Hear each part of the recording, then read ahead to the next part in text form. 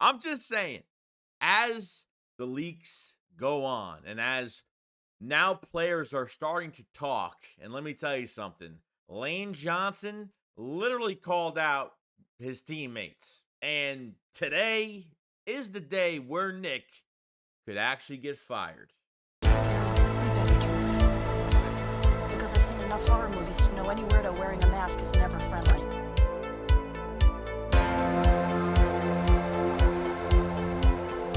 Yeah, what is going on, guys? I hope everyone's having a fantastic day today, or trying to. It's the Eagles off season technically now, and more things that are getting leaked. You're hearing more from the players, more of the truth is coming out, and there's some juicy stuff to really talk about today. Because you know what, the more that comes out, the better. I absolutely love it. Lane Johnson is the number one focal point right now because Lane did not hold back talking about his teammates, and obviously didn't call out specific players. He's not going to throw guys under the bus, but he talked about, he said no matter what the effing scoreboard is, play. No sloppy, effing clapping your hands, no sulking after bad plays. I mean, he was going off even post game after the Tampa Bay loss, and he knows, this is. I don't know if this was post game or it was the day after. It might have been post game. Um, for a veteran player that's been here his whole career, and he even said during this press conference or this little post game interview, and said, "I this is the worst I've ever seen it." He does not want to be in this situation again. He's like, "I do not want to deal with this ever again." Saying players, this is already showing you that players have checked out for weeks.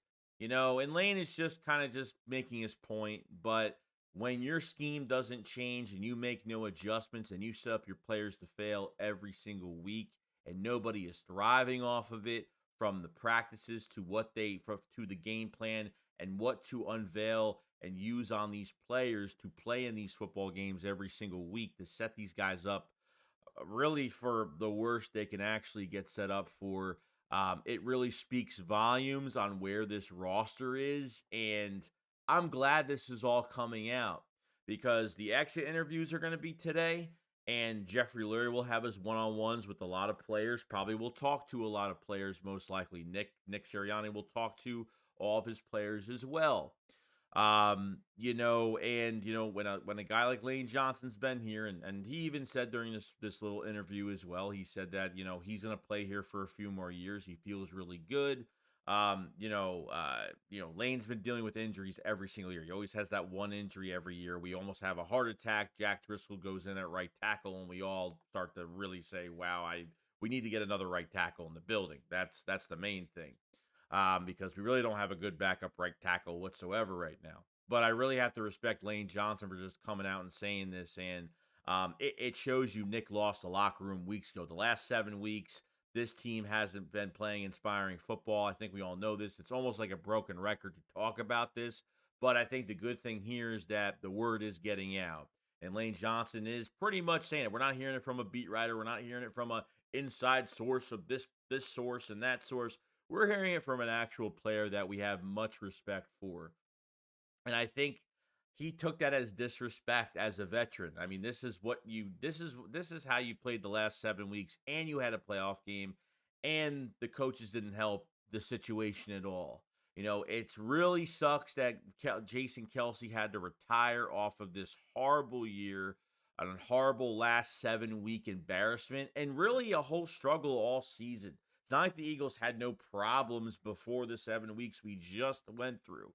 A lot of problems throughout the year regarding just not really changing much of anything.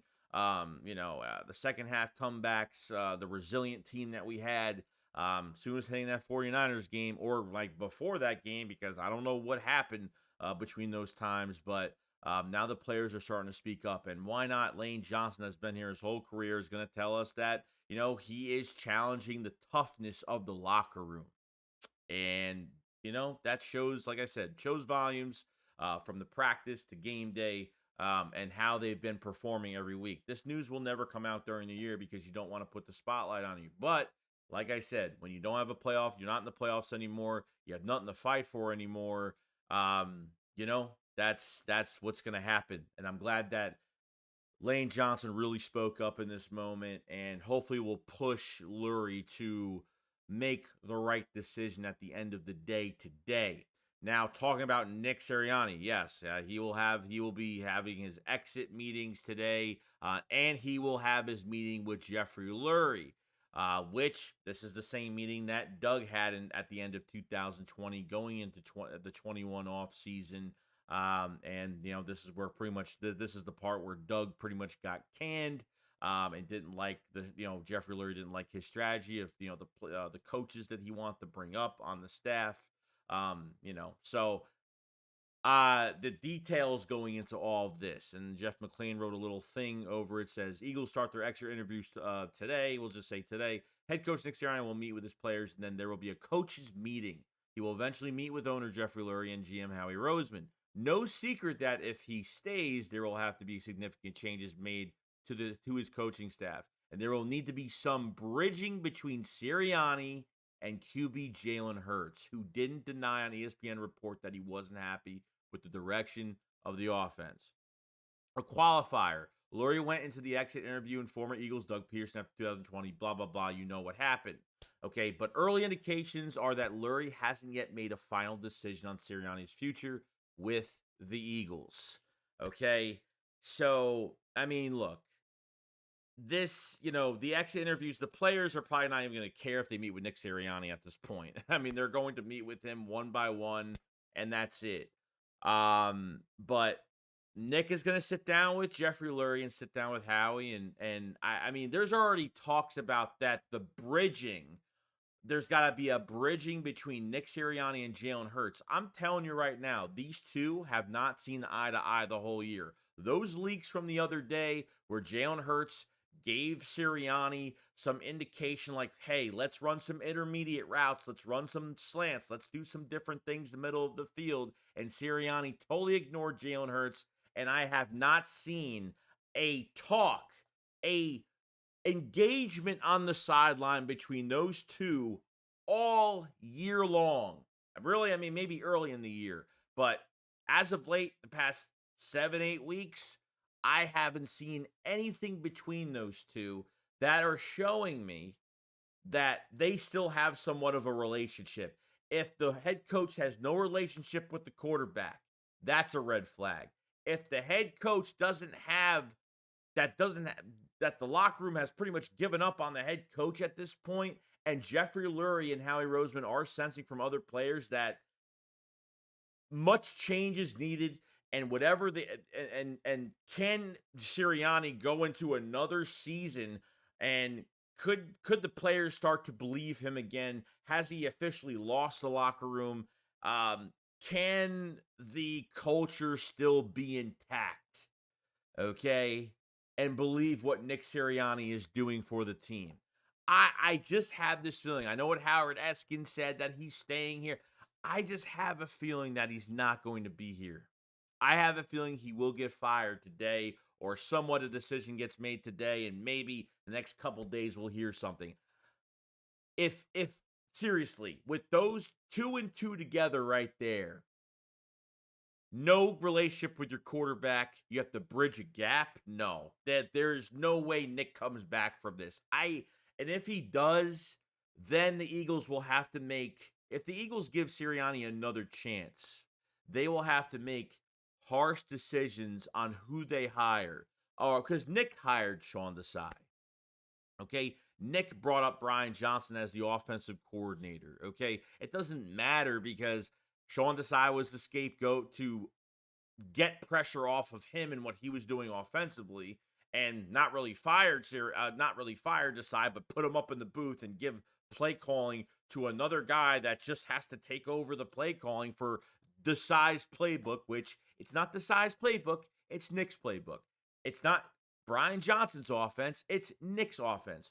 So major changes are going to have to get made. I'm sorry, but I think it's too late. I'm really, really sorry.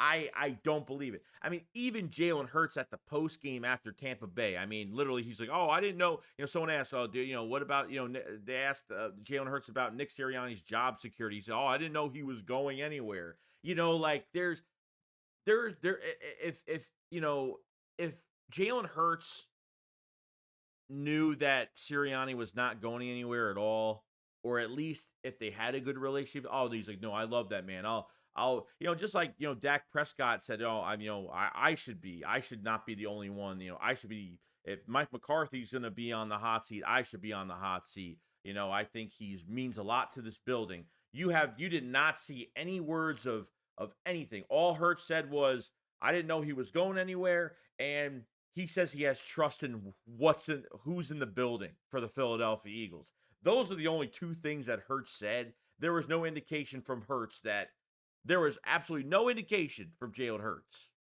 that he even defended Nick. I mean, he didn't even defend him, say his name, nothing. I would fight for that guy. I mean, nothing. There was no indication. It just all connects with all the leaked reports, the post game. It all connects together. I just do not see Nick Sirianni surviving this meeting without him getting fired. I can't see it. Too much damage has been done, and the Eagles need to go in a different direction, a much different direction.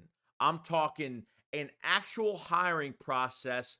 Put your Howie Roseman putting his ego to the side, giving up a little control, and let the coaches coach. Let the coach that comes in not just be a player's coach, but a tough coach, a coach that's going to push Jalen Hurts. And I want to hire a head coach, an offensive coordinator coach, whatever, a head coach that calls plays, whatever the case may be. I want I want a coach to to literally say, "Oh my God, the Eagles head coach coordinator position's open." Man, like, oh my God, like that roster's so good. I mean, imagine what I could do if I go in there and I could really. I mean, I want someone to be excited and interesting, and I want to see a coach that has a reputation and just a good reputation down the line in the NFL, or a young, upcoming, talented coach that's going to do even better things with this roster. That's what I am looking for. And if Sirianni survives the day, I'll be shocked. Now, if we don't hear anything after today, don't go crazy because it might, maybe they won't announce it for another day or two. But usually things are announced after the day is done. The media will find out that Nick is staying. I will be shocked if Nick is staying. And if he does stay, I don't know. What does Nick bring to the table? If he can't run an offense, what is he going to be? A cheerleader? Is he going to be a player's coach / cheerleader? He doesn't do enough for me. The tough guy attitude is getting old now when we're winning. But when we lose, you see a different side to him. And he's not likable. And he's losing the locker room. So all these things are gapping together. The puzzle is starting to connect between the leaks with Hurts' post game at Tampa, and Lane Johnson saying all this stuff about the locker. The locker room has been lost for weeks. I just don't see this. I don't see this man surviving a meeting with Jeffrey Lurie and Howie Roseman, which is kind of crazy. Now, I want to go over, obviously, I think the bright spot of this team from the Tampa game and all season long, Devontae Smith, now due for a contract extension. So I'm not really worried about this at all. Devontae Smith, 8 receptions, 148 yards, whatever it was against Tampa. I mean, the talent you have, especially you have 2 1,000-yard receivers, 1,000-yard running back, and so much wasted time this year. Devontae Smith being one of the bright spots. If you had me choose between keeping A.J. Brown or Devontae Smith for the future and not re-signing both of them, whatever, I'd pick Devontae Smith. He's a homegrown talent. He was drafted here, and he's just too valuable. I think he was the second fastest player in the wild card. But you can't let Devontae Smith walk. So most likely go into next offseason, go into next year, pick up his 5th-year option. And usually when a team picks up a 5th-year option on a player, it means that they're going to be working on a contract extension. He won't play on the option. That just holds him from going anywhere, that he agrees to being here, and the Eagles will work on a contract extension next year, whether it's before the season starts or the extension can happen during the season next year. We'll see what happens, but you can't let your best playmaker, go into free agency after next year. You want to try to pick up his fifth year option and make sure you lock his ass up for the future because Devontae Smith was the one bright spot besides Jake Elliott. I mean, really was the one bright spot that I really enjoyed. And I mean, 148 yards, 155 yards, whatever it was on 8 receptions. I mean, just imagine what this offense can do when it actually is run normally by a head coach doesn't have his head up his ass every single week. It's amazing how I'm overly overwhelmed on how much talent we have, especially offensively, that you had on this team. And really, nothing much has changed with the offense besides wide receiver three with Zacchaeus and Quez Watkins and DeAndre Swift, which would be for me, one of the highest priorities because I feel like Swift is just 25 years old and just needs something too much talent to let go of. But Devontae Smith definitely. I hope he wants to re-sign here. I really hope he wants to stay in Philadelphia. I don't know why I question that. I shouldn't. I should feel like he's going to stay here. Would be really important for this team, and I'm not really worried about it. But I think it's one of the most important things. They really have to get that fifth year option picked up, so we know that an extension is going to happen sooner or later. And then lastly, I want to talk about, the future at starting corner. I mean, at this point, guys, it's done. I'm tired of, look, at the end of the day, the scheme has flawed so many positions on our defense, a lot of holes when it comes to nickel corner, when it comes to linebacker, and now safety. Because you have a lot of guys hurt this year. The secondary was banged up, really since training camp and going into the season, losing two of your nickel corners. But your two outside corners is what you're really looking at this point. Slay, the only pill I'm going to swallow if they decide to keep Slay is if they draft a corner in the first round and have Slay by his side. And then hopefully a new defensive coordinator that is going to have more control and is going to run a more aggressive scheme that I am dying to see. With the pass rush not hitting home, obviously, Slay hasn't had a bad year, but not a fantastic year. But as of recent, he's played some good games. But before he had the orthoscopic surgery in his knee, came back to this Tampa game and he didn't really look good. Playing man to man, he actually didn't look bad at all on Mike Evans. But playing zone, they all look horrible. And I'm just tired of Slay. I'm tired of Slay. In the Tampa game, he was laughing during one of the plays. I think it was the second or maybe the third quarter. Just pissed me off. His comments a few days before the Tampa Bay game about, I'm glad we don't have a home game. I don't want to get booed. And then a guy that literally 5-6 weeks ago was like, Seth Joyner calls him out because corners don't want to hit. And then Slay goes on his podcast and talks about, hey, I want to be there for my kids and I don't hit like that anymore because, I don't want to get myself hurt. And I'm like, dude, you get paid millions of dollars. You put on a helmet and this is what you're going to say on your podcast. Like, Slay looks so weak at this point. Like, why even play? Just retire at this point.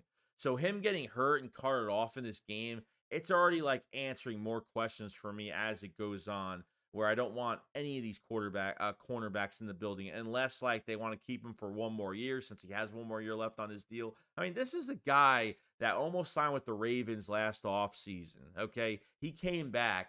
The Eagles paid him more money, and now he hasn't been wanting to hit a certain way. We don't have any corners that hit people in the mouth. We only have two players on this squad between Sidney Brown and Reed Blankenship that actually want to fucking hit people and punch their teeth out. And I'm tired of this, let's defend an area. And Slay had the excuse of, as long as I take the guy down, I just take him down. That's all that matters. I'm like, dude, you're pathetic at this point. And James Bradbury, Jesus, mother of God, get him off my football team. I agreed with Seth Joyner when he talked about Bradbury, they should do with his contract. And obviously he has 2 more years left.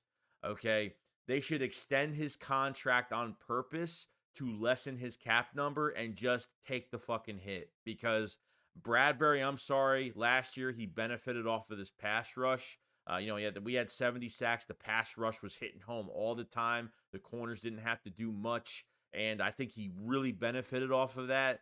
And he's not good. I mean, he's just not good. As the games were going on throughout the year, he was almost getting beat by 5, 8 yards. I mean, they put him on an island against JSN in the Seattle game. He couldn't even. I mean, you can't. I mean, stupid coordinators think they could put him on an island and think everything's going to be all right. But he's god awful. His tackling is probably the worst tackler on the defense. I gotta say, probably worse than Nicholas Morrow. Probably Nicholas Morrow and Bradbury are probably neck and neck when it comes to bad tackling. It's actually that bad. I mean, Harris was, or whoever, the running back, a dump off pass Baker Mayfield did to the running back on the left side. And as he caught the ball, he gets tackled by Bradbury. I'm talking wrapped around. As he caught the ball, his feet weren't even set yet. And he had his whole body wrapped and still let him go, and he got the first down. I mean, I'm just done with it. I'm just over with it. I'm done with it. I am done with both of these corners. I'm excited to see what the future holds. I'm excited to see, like, if the Eagles will actually trade for a corner, maybe, or maybe they go the extra route and say, let's draft a homegrown talent, and pair him up with, we'll see what happens. Isaiah Rodgers could be our next nickel, and he'll be very exciting. Come off the gambling stuff that's going on with him. A very exciting player. Keely Ringo has looked very promising as a number 2, but he needs more time. He needs another offseason. Eli Ricks has shown a lot of flash. We'll see what happens with him. Like I said, there's nothing promising right now. I think Keely Ringo has gotten better, especially having practicing with the starting defense when Matt Patricia took over, and he looked really good. Looked like a legit number 2 guy that could replace Bradbury. So when Bradbury came back, we really want Keely Ringo to be that number 2 guy. But Keely Ringo did struggle at the end of the year a little bit. I think the whole team did at this point. This scheme doesn't help whatsoever. So when you talk about your 2 starting cornerbacks for the Philadelphia Eagles and who you keep and who you getting rid of, I want a clean slate at cornerback. It is time. It is time to draft some homegrown talent. I'm not paying a cornerback in free agency. I'll trade for one if it's fair trade compensation. But I'm telling you right now, I am not going into free agency, and I'm totally really agreeing to going into this draft and doing some good things here. Yeah, I mean, you're gonna have what, the 21 overall pick, 21, 22, something like that. I mean, you got some good position right now to do some good things at the corner spot if that's where you want to go. I don't know what they're gonna do. I highly doubt they're keeping both of them. I highly doubt. At least I'll say one of them is gonna be gone. And I hope it's Bradbury more than Slay. But I can't stand Slay's attitude. But then at the same time, I can't stand Bradbury's play because he's god awful. So who am I going to take? Am I going to take the guy that plays a little bit better than Bradbury, a lot better than Bradbury, but really says the wrong things, and really he's not built for this city, and he's too old, and I think Slay's just got to retire. Or just go to another team, because his attitude, and his podcast has really put a big target on his back as probably one of the softest players in Philadelphia right now. I'm not even kidding. It's really pissed me off. And Bradbury is just a guy that doesn't really talk much at all. But man, I mean, I feel like if you don't have a pass rush, he can't do any. He can't defend anybody for more than 2 seconds. It's pretty bad, man. It's pretty bad with both starting corners, but hopefully a future will awake. But the first thing is figuring out what you're doing with your coaching staff. That's the number one thing. You can't hit your roster. You can't get players. You can't do much of anything. Obviously, right now, the season's still going on with the playoffs and the Super Bowl. But afterwards, you got to figure out the coaching staff. Do you feel like what schemes you're running offensively, defensively, what players you need for the scheme, who works out, who's not going to work out, whatever it is. So a lot that we dived into this video, a lot of stuff, and we're going to see what happens. Sirianni is going to be put to the test at this meeting. Lane Johnson just really threw his whole squad, probably not talking about everybody, but just threw his soft teammates under the bus. Not specifically, but, I can't blame him at all. The locker room's been lost for weeks. But let me know what you guys think. What do you think is going to happen at this meeting between Nick and Jeffrey Lurie and Howie Roseman? Do you think he gets fired? Do you think he stays? And if he stays, what the hell are they going to do? And how are they going to do it? So you guys let me know in the comment section below what you guys think. I'll see you guys on the next one. Chicks, what up, follow slide. Peace out, guys. Peace.